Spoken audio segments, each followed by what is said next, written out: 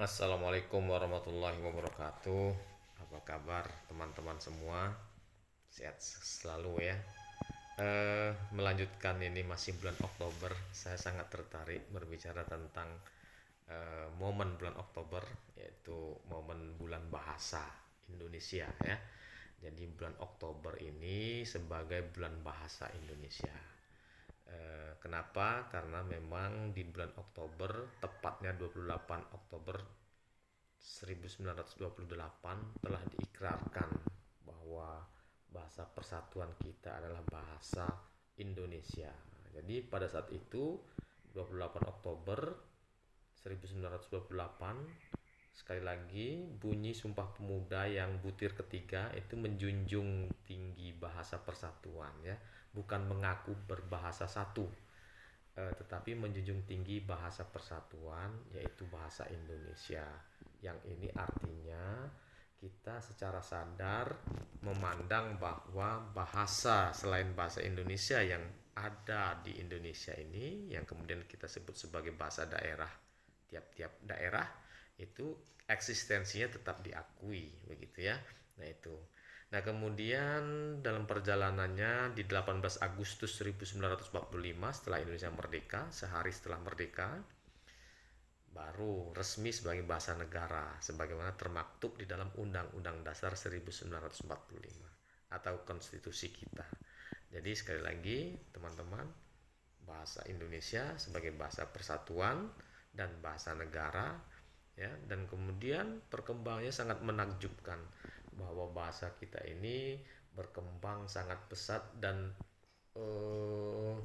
program-program yang dikembangkan, visi kita ke depan bahwa bahasa Indonesia akan menjadi bahasa internasional di 2045, dan sekarang ini tahapannya sudah dilakukan. Misalnya pemerintah melalui pusat bahasa kita mengembangkan apa yang namanya BIPA, bahasa Indonesia bagi penutur asing, yaitu semacam kalau bahasa Inggris itu semacam TOEFL gitu, IELTS gitu ya.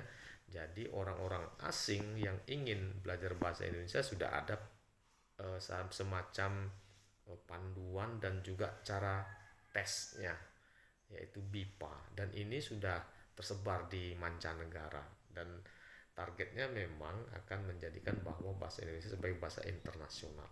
Kita patut bersyukur dengan adanya bahasa Indonesia ini sebagai bahasa persatuan, bahasa nasional, bahasa negara, bahasa pergaulan, dan bahasa komunikasi antar budaya di Indonesia.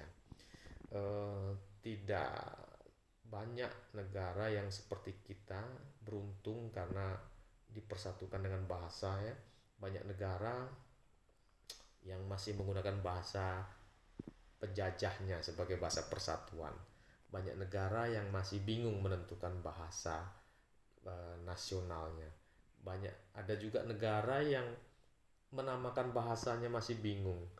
Kadang-kadang berubah menjadi bahasa ini, bahasa itu, dan seterusnya. Misalnya bahasa Melayu di Malaysia ya, itu kadang menyebutnya bahasa Malaysia, kadang menyebutnya bahasa Melayu, berubah-ubah, berganti-ganti karena belum menemukan mungkin formula yang tepat untuk menamakan bahasanya, dan di sana terdapat beberapa perbedaan pandangan tentang bahasa tersebut.